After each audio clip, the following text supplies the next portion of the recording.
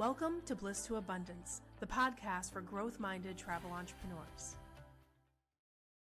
Hey y'all, welcome back to the Bliss to Abundance podcast. Today I'm hanging out with Jonathan. He is from Legato. They are a host agency that we partner with regularly. A lot of our students end up at Legato, and we are going to talk today about not falling into that status quo in the travel industry. Jonathan, introduce yourself. So I'm Jonathan Morris. I'm one of the owners and the president of Legato.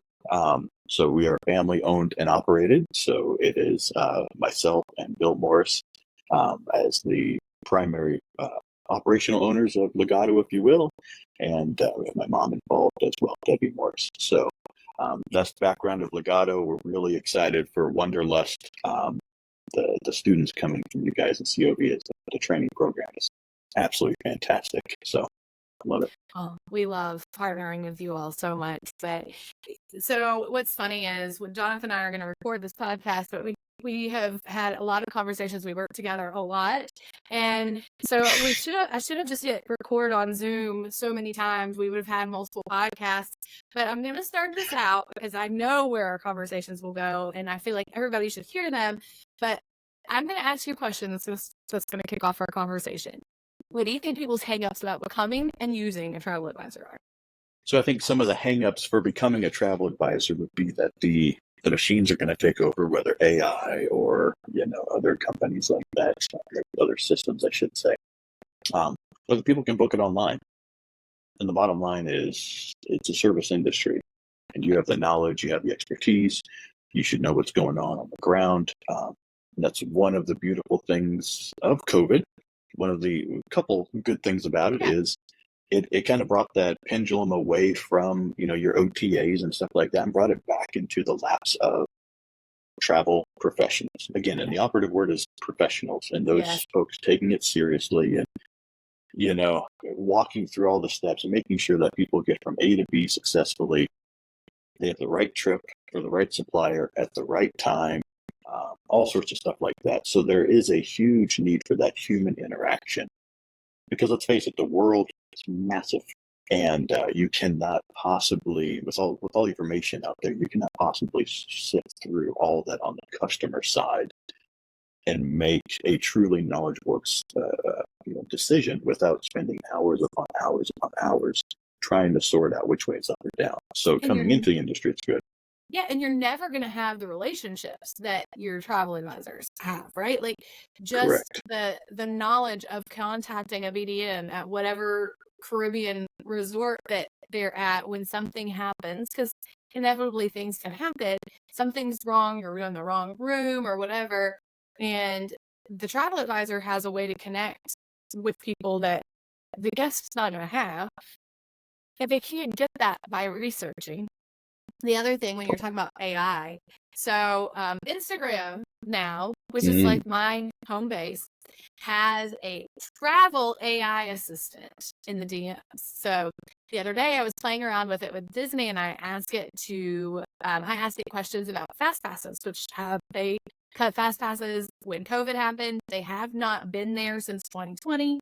Yeah. And it told me all about fast passes and which rides I should do my fast passes for. And I'm like, and I screenshotted that. I'm like, This is why we cannot use AI to plan trips.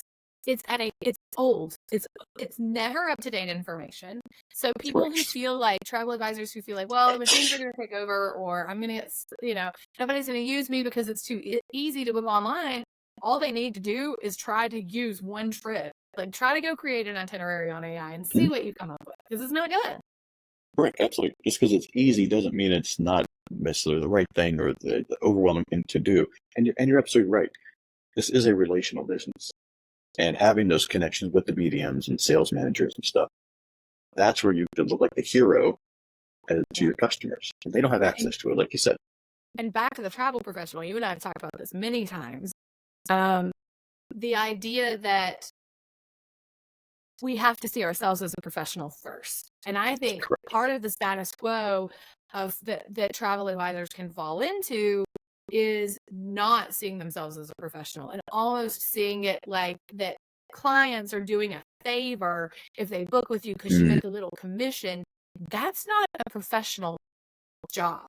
That's not seeing yourself as a professional.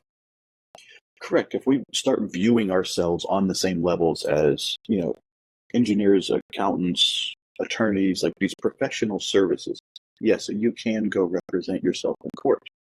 Is that the right move or the wrong move, depending on the situation? I don't want to do it. You know what I'm saying? I'm going to hire a professional to speak a language I have no knowledge of.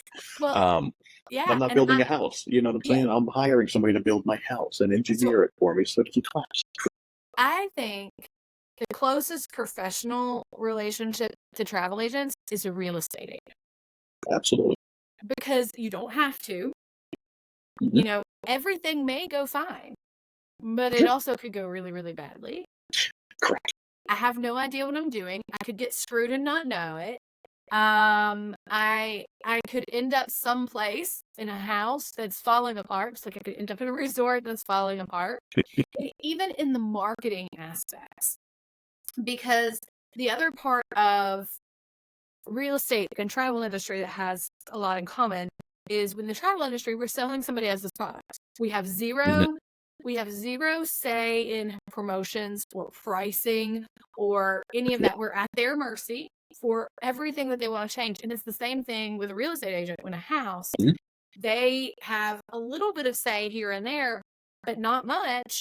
And they have no control over how much product they have. They have no control over anything like that, but yet they're having to sell somebody else's product. But their service is actually what they're selling because they can get the product with or without that. And so Correct. I see us very similar to a real estate agent, and they are always seen as a professional. I guarantee you that nobody has ever expected that a real estate agent is not going to make a commission off the sale. Absolutely. Yeah, and you're absolutely right. Real estate agents are the closest one we have based on everything they need to do. The way just the industries are structured are very similar. We actually use that as an example when I'm talking, with friends and family, and they ask, "What do I do?" And I'm like, "Well, I work in the travel industry. I'm not a travel advisor professional myself. I don't do retail." So I actually give the example of we're kind of like Remax for the travel industry. We've got the license, the foundation, the relationships, all that good stuff. Yeah, and then we just happen to have agents underneath us. That's it. Yeah. So and I think that we have to remember that it is that professional relationship because there's an old school way of doing things too. And like, if you think about 20 years ago, travel agents were, I'm going to use the word essential. Not that I don't think that they're essential now, but not even 20 years ago. Let's go back 30 years ago. You could not get on the computer and book something because there wasn't a computer to get on and book something. And so that you were going to somebody's office with a brochure. And so it becomes, people start thinking of it in less than a professional way because you can do it at home or you can do it on a cruise ship. That doesn't mean it's not a professional job. We have to treat ourselves that way. How do you all talk to agents about setting themselves up professionally, like in not even just a, like obviously the LLC and all of like the business pieces, but like, what do you tell them about charging fees or that? Like, how do you all guide them through that? Sure. So we take a neutral stance on it. There's some wrinkles with seller travel laws, particularly Florida, that cause things to get a little sticky at times. Our general stance is if you can charge a fee and you feel like your value is there, then knock yourself out. If you feel like you're good with just the commission built in, that's fine too. So we really advise our agents to go either way, depending upon where they're at. We don't generally advise new agents coming in to charge fees because at that point, there's kind of the fees are a double-edged sword. One is, you can make some extra money off the deal, but the downside is there is this attitude from consumers sometimes that if they're paying you a fee, then there's almost this kind of ownership aspect to it. Like they own your time and they own your resources and stuff like that. And we've seen it when we did retail work years ago. We had a corporate element to Legato before we opened up as a host. And of course, corporate travel, you're charging booking fees and stuff because that's just the name of the game. And everybody charges fees, whether it's Expedia or Galicia, whatever their corporate is. So that's normal on that side of the industry. On the leisure side, it's not as prevalent. It's growing in prevalency, and that's fine. I would just caution new agents coming in saying, hey, I'm new. I've graduated COB. I have 3 months of experience going to a host, and after about 6 months, I know the world. And I'm telling you, you don't. It takes time to work through those, to build those relationships, to really build your value add. But there is a tipping point where it's like, you know what? You have the supplier connections, you've got the business, you know what you're doing, things are rolling. I think that may be an appropriate time to look for fees and stuff like that. So, but we generally take a neutral stance on it. We don't push one way or the other. We see a lot of new agents come in, they want to charge fees right off the bat. The initial question is, well, why would I pay you a fee if I can go book with John Doe over here who's not charging a fee for the exact same product? And so, like, how are you going to differentiate yourself? Well, and see, so I think I've got a 2-point thing on that. Number one, I don't think it has to be all or nothing. Like, I think there are certain amounts of trips. Like, if a commission is going to come back and it's a certain dollar amount, then I totally understand saying my concierge fees are included in this booking because they're high. Yeah. But if you're asking for either a lot of pieces to the puzzle or it's a low commission, then having that, I think my opinion is, if I had mine to do over again, I would want to build an offer suite that would be based on how high the commission was going to be, how much time it was going to take, and then they could have different choices to go from. And I think it doesn't have to be one or the other. The other thing that you said, when it's like, how do you market yourself in competition with somebody else? I was in a group, and this was not a travel agent group. This was it was a Disney group. It was a Disney cruise tips group or whatever. It was run by a travel agent, but it was normal consumers in there. And someone asked the question and said, the travel agent I was going to work with charges planning fees. Is this normal? And the amount of people that were like, that's a red flag, it's probably a scam, run away, broke my heart. I was like, what? And I a lot of times scroll by, but I did not scroll by because I was like, everybody should be able to build their business. It's fine if you don't want to charge fees, but you should be able to if you want to. Absolutely. And that's why we take that neutral stance. It is your business. You're the owner. You build it however you see fit. If you want some advice, we're here to give you the advice, give you our take on it, let you know where we see the industry going, where it's gone, kind of historical, and then you make the best decision possible, for your business. Nobody should dictate your business, whether no fee, all fee. I love the sliding scale, and we have folks that charge fees for FIT trips, but they won't charge it for an all-inclusive, because those are pretty easy to get in and out of. And but FIT, you can waste hours there for sure building that package, And so that's why I think I don't think it needs to be one or the other. I think that you can make that decision for yourself. But I think the other part is, then I've seen in other travel agent groups, and this is one thing I love about Legato, is I've seen people who are like, well, my agency won't let me charge fees. And I'm like, how is that your call? You're an IC. How do they get to make that determination? That's your business, not theirs. I'm sure it's probably written in the contract somewhere, and I have no legal knowledge to know if that is enforceable or not. But I love the fact that Legato really focuses on that you can build your own business the way that you see fit. Correct. So part of the heart of Legato, the goal, if you will, is we want to give you the maximum, the biggest toolkit out there. And you're using different tools at different times. And fees are a tool. That's how we view them. You may choose to use them or not. Sometimes you need a hammer, sometimes you need a screwdriver. Go pick up the right tool at the right time and use it. And that's our job, to create that toolbox in there. But yeah, no host should be dictating fees or no fees. It starts to get into some legal murky water of that. Are you an employee? Are you a contractor? So we choose to stay way clear of any sort of murkiness and just say, you're the owner. We live and die on our performance. You're going to live and die on your performance.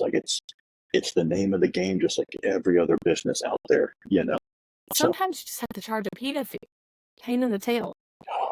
Oh yeah, absolutely. Yes. So, Absolutely. sometimes it's like, okay, I realize this one is going to have to be a fee because I have I don't have a choice. Yeah. So the other question that I have, we said about using, we've talked about the travel advisors and all of that, but becoming a travel advisor, and we started to touch on this, but if people are struggling about they're afraid of where their position is going or whatever. I would venture, and actually, this is a good question. This is the way I want to frame this question, because you all are unique in the fact that you don't use a consortia. You all you negotiate your own rates, right? Like, Yep. you do that yourselves. So I feel like people who are either struggling or they've been in the travel industry and they're not sure if they're going to stay there, I feel like sometimes we get boxed in, and I feel like you all have kind of done the anti that, where you don't get boxed in by a consortium, because that way, I've known hosts, or I've known agents who have joined a specific host and they want to sell one thing, and now the host joins a different consortia, and that destination or that supplier is frowned on. So tell me why did you all make the choice to not go into a consortia? Yeah, so kind of the history of Legato. We started off as Legato Travel, as we did retail work for several years. The whole goal was to always be a host, but I was coming into the industry about, 11, 12 years ago, whatever it's been now. I was going to say 10, beyond that. Say 10 years ago, we'll lowball that one. Well, brother, that's when I we'll go started low. in the industry too. 10 years, 10 or so years. I was a baby. I was like barely driving a car. That's not Exactly. You would have never thought. It was crazy. I was super advanced for my age. So we actually spent a year. So my background is in project and production management. So very methodical and logical thought, if you will, kind of wired that way. And then Bill is wired a lot the same way. So we sat down, and for 1 year we looked at all the players in the industry and what their roles are and who does what, who's responsible, kind of where's the boundaries for everything. And we realized that after asking these questions over and over and interviewing consortia and stuff and just talking it through, going, well, we're just going to do that in-house. The function of a consortia gets done inside of Legato. So when I'm the one negotiating our supplier contracts, am I negotiating as a host or a consortia? It depends on how the supplier is responding. If they want to talk to a consortia, I take my host hat off, and I'm now Legato consortia. It's like whatever makes you feel better, supplier. It doesn't matter. The function of the consortia, which is, negotiating your contracts, getting marketing assistance, things like that. Those were the core functions of that group. We just choose to bring it inside, which is what allowed us to not be tied down with long-term contracts and performance requirements, and allows our agents to, we have over 190 suppliers in our portfolio. We vet them all. I'm in relationship with them. It's like we build that rapport, because again, an agent knows the client better than anyone else. So we feel like the worst thing we can do, to kind of what you were saying, Kelli, is, if supplier ABC is the right supplier, but they're not preferred, or they can't be sold because they're part of another consortia, so you have to use supplier 1, 2, 3. Well, that's not going to help you close the sale. You may lose it, or the customer may not get the experience that they're thinking about and dreaming in their head, and they don't come back. Exactly. So we feel like you go into a fight with one arm tied behind your back, and you don't have the full gamut available to you to not only close the deal, but properly service your client. Yeah, we're in a sales commission game here, but at the end of the day, if you're not servicing and supporting your client, you're not going to get a sale. You're not going to get the repeat and referral business. So that's why, again, our large supplier network is a part of that toolbox. We vet all of our suppliers. I bring them in or not, depending upon their SOT requirements and all that good stuff. So yeah, we functionally do it all in-house, because it's, for us, they view it as a kind of a needless middleman that's turned more political than valuable. Let's put it that way. Yeah. So that's how we view it. We just don't see that there was a purpose back in the day, decades ago, but I think that purpose has gone away. Yeah. So. Well, and you mentioned that getting their marketing help, and you and I have had this conversation many times. And I know your opinion on this, but I think we should talk about it. The consortias are making more money from the suppliers than they are from the agencies. Yeah. So whose best interest are they really representing? Well, and exactly, and that's kind of there is this Wizard of Oz effect in this industry that you do have this massive wizard out there, and he's all knowing and all powerful until we view it's our job to just say, look, from a neutral perspective, let's just take a look at this from a business perspective. Let's rip open the curtain, and if it's true, it'll pass the test. So to your credit there, yes, Consortia are getting paid from the suppliers to join or be preferred or whatever that looks like, whatever that relationship looks like. And then they're charging host, like they would charge Legato fees. And then they would charge, and we would have to then charge those fees down to our agents, which is why you see a lot of hosts charge fees.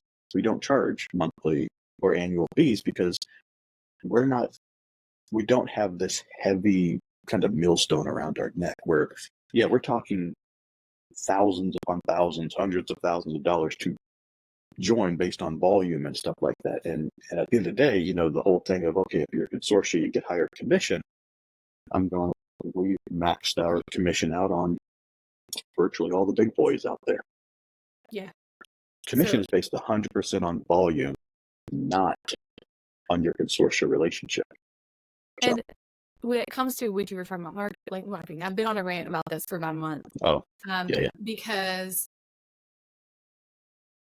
I'm getting ready to go to the Las Vegas Travel Agent Forum. And also, I follow up. I do trainings for agencies. I'll be at your all's conference in April. And I've done trainings for agencies and host agencies. And usually I'm following suppliers teaching marketing. And it kills me. And it's the same thing with the consortias. What marketing are they providing? They're providing marketing that sells the supplier. They're doing marketing that sells the destination and not the travel agent service. And they can go by, we said this earlier, you can go by everything else. They're not talking about the service that is provided. They're talking about the house that you're buying. They're not talking about how that agent is protecting you, right? But because they're beholden to those suppliers, that's not going to change. Mm-hmm. Follow the money trail. I'm not going to name drop the marketing service that's free unless everybody posts on their pages for free. I'm not going to name drop it. Oh. But who do you think pays for that? Exactly. It's the suppliers. It's the supplier. And so what's the point? The point is for the supplier to sell, not them to book with you. They don't care if they book with you.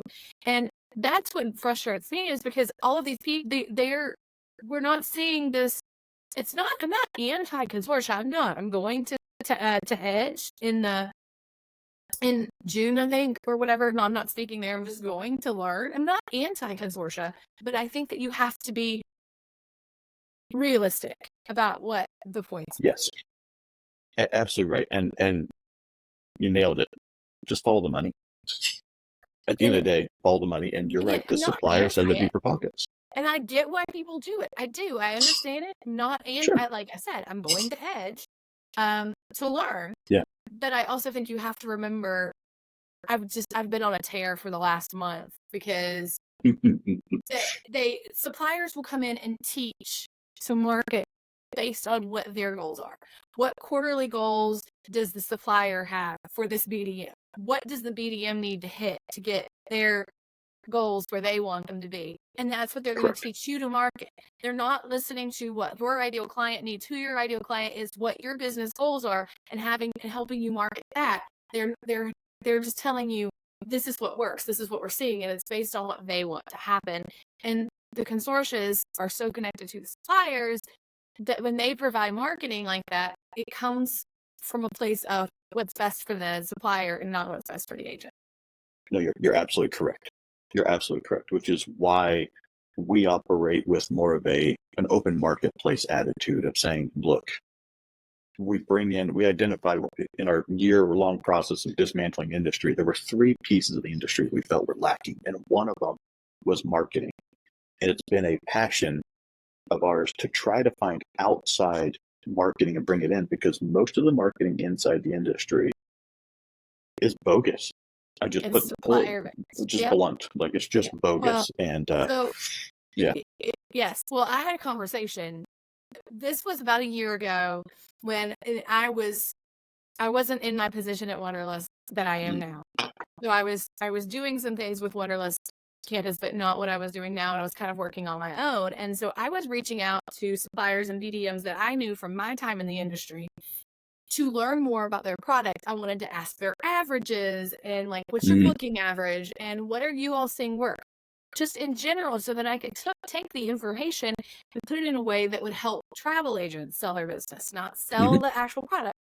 And I had a BDM come at me in a way that was like, you want my job. You want to do what I do. And I'm like, no, I don't. And she kept coming at me and she's like, but I teach them how to market their business. And I said, no, you don't. You teach them how to sell your product. There's Correct. It's in the title, business development manager, and they are hired by a supplier, a company, to represent and build the business for that supplier. And you have really good BDMs that do a good job of selling the supplier, and then you have what I consider like your elite BDMs, and we have several in our network where they can take the supplier hat off, and they can go, you know what, based on what you're telling me about your agency, this is the way I would recommend going.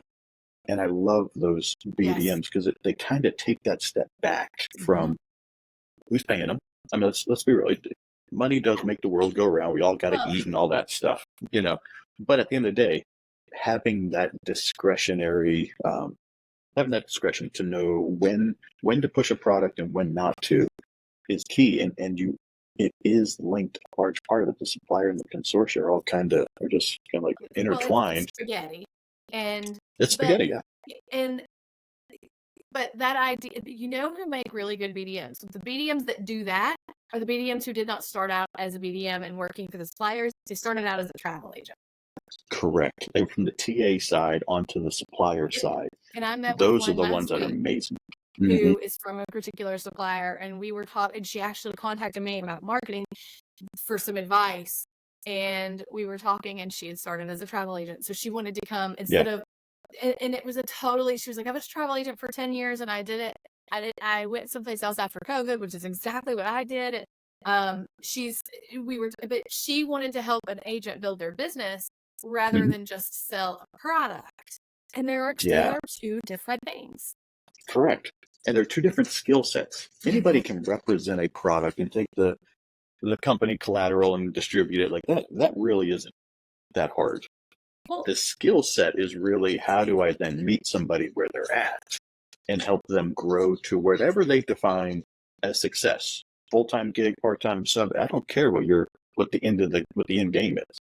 Where are you starting and how do we get you there, and creating that roadmap.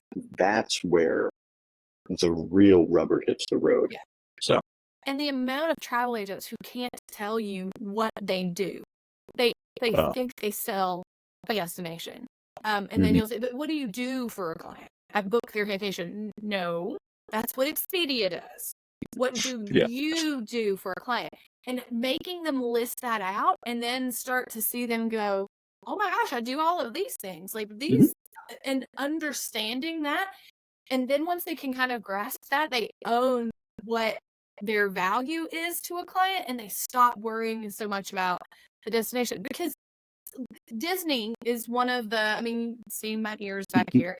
I tell people all the time, you don't need to market for Disney. I promise you, they spend more in marketing than you will every month than we probably would ever see in our life. Exactly. Right? Yeah, exactly. So they don't need your help marketing that. No parent has ever been scrolling Instagram, seen a picture of a castle and go, never thought about taking my 5-year-old to Disney World. Yeah. Maybe I should. They knew that. So why do they need your help? It's the same thing. Cruising is the exact same way. People don't call you and say, sometimes people call you and go, I want to go someplace and I don't know where I want to go. And you help narrow it down. But they still know they want to go somewhere. You don't have to sell a vacation to them. They want to go on a vacation. They know that. They need your help. And you have to sell that piece. And that's what the travel industry marketing is missing. And it's because the people who are teaching marketing and travel are more tied to a supplier than the agent. You're absolutely right. And we're not, I think we got twofold. Like, one, they're definitely latched to the wrong entity. And that from a agent perspective, the wrong entity doesn't help us on the TA side.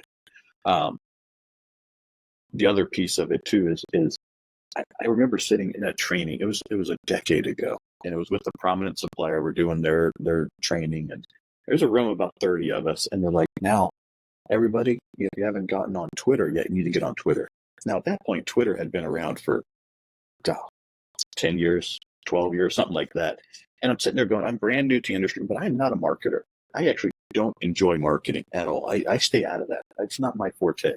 God bless people like you, Kelli. You got a skill set I don't even think about.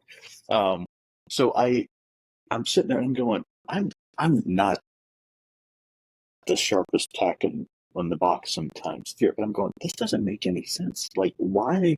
We're now promoting Twitter. It's been around forever. It was actually getting ready to start kind of its decline, ironically, and here we are promoting it, and the suppliers, acting like this is the best thing since sliced bread. And I'm looking around, and people are just jotting notes all day, and I'm going, even me in my like just ignorance of marketing and the industry. I've only been in the industry for a couple of months. I'm going, this doesn't make sense. But I watched this whole room just shift. Because they're told them to. Oh, and here's our marketing collateral. And they were just, people are eating it up like candy. And I'm going, no. And that's where it just validated that, you know what, there has to be legitimate TA marketing. And we have to focus on the agent. Until we get our eyes off of Consortia and suppliers and host as well, and get our eyes on the agent, I'm concerned that the industry, we're due for a collapse here. You know, the trades have the, job crisis coming up in 20 years. People are 20, 30 years, folks are going to be aging out and stuff. And, we're on an older industry, and I'm fortunate that, folks like Wonderlust, you guys are bringing new people in, and not just new people being, new to industry, but if they come with a fresh mindset and the constant question of why are we doing this? Yeah. And that's what we want to measure our questions, like our answers, our solutions at Legato is constantly in that, why are we doing this? Does it pass muster, and does it actually help the agent, whether that's on the marketing side, the sales, the tech? If it doesn't help, then what the hell are we doing? And that's exactly, and that's Cyndi will tell us on a regular basis on the leadership team when we're meeting with the leaders. The question is always, does this benefit our client? If it does, sure, then we go forward. If it doesn't, then it doesn't go anywhere. We're not investing money in something that's not going to help our client. And that's the difference. Not all hosts do that. They just don't. And so I think that's really important. And we've talked about a lot that your all's vision and our vision, we consider ourselves industry disruptors. We're doing things very, very, very differently. They've been done in the past, so are you all. And I think it's really important to understand that it doesn't have to be the status quo. It doesn't look like, we always say, we're not your mother's travel agents. Like, this is not. Yeah. This is not 30 years ago. It is different. It has to be different. We've been through a worldwide pandemic. It's obviously different. And, if you look at that in 30 years, seriously, no, the internet age when everything became accessible to everyone. And then the pandemic, it went from people thinking they don't need a travel agent to, oh my God, now I know I have to have a travel agent because I'm not going to live through that again. I mean, let's face it, Costco turned their phones off. Oh, ridiculous. True story. You and I both know that. Turned their phones off and didn't answer calls. And so, but if people are coming into the industry, you're hearing this, or you're new to the industry, just understand what we're saying is you don't have to fit in a square peg through a room. Like, you get to build your business, and it should be about you and your business and your service. And that's what's going to set everything apart. So, absolutely right. Jonathan, I knew this would be a great conversation because it's easy to talk to. We talk about this stuff all the time. Yeah. Jonathan, tell everybody where they can learn more about you. Yeah, so check out our website, legatohost.com. That's LEGATO host, HOST.com. You can check out more information there. At the very bottom, you can schedule a call and see if we're a good fit and we're good for you and your agency or what you want to do. We are currently the only host agency I'm aware of that can look you dead in your eye and say, if you aren't succeeding, then we don't succeed. We don't charge monthly or annual fees. everybody gets a 90-10 split. We've done everything we can to empower the agents, include giving our own CRM. We do, coaching with myself or Bill or anything like that. We're growing extensively. So would love to have you on board. But yeah, just challenge the status quo and constantly ask the question, does this make sense? And why am I doing it? And you'll be great, because the industry does have a lot of noise and clutter when it comes, especially on the marketing and the training side. Like, let's take a webinar, more webinars. And I just encourage agents to sit down and think about what you want. Put that rudder in the water. So, if I want to be a cruise expert or something, or a river cruise, then don't show up to an African safari webinar in the beginning. Like, get going in your area, and then go from there. Like, because you will get inundated with emails and phone calls saying, "Hey, show up, do this. I can give you this." And it's great. It's not from a place of malice by any stretch. It's just BDMs growing their business for the suppliers. But put that rudder in the water to save yourself some sanity. It would be my encouragement. So I love that. I love that. Well, Jonathan, thank you so much. And everyone, we'll see you next time.